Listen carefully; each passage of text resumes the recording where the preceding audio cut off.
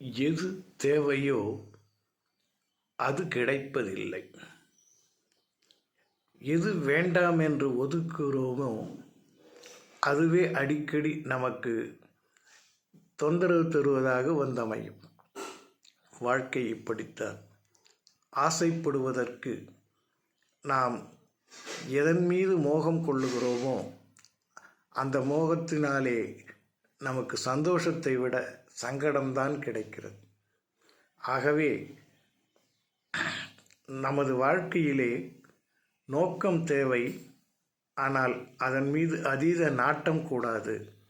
கிடைச்சா கிடைக்கட்டும், கிடைச்சா அனுபவிப்போம் அப்படி என்ற ஒரு போக்கிலே இருந்தால் வாழ்க்கையிலே கிடைத்ததை சந்தோஷமாக ஏற்றுக்கொள்ளும் பக்குவம் கிட்டிவிடும். இந்த நிலைக்கு ஒவ்வொருவரையும் நாம் தயார்படுத்துவோமா? எல்லாம் இன்பமயம், எப்பொழுதும் இன்பமயம்.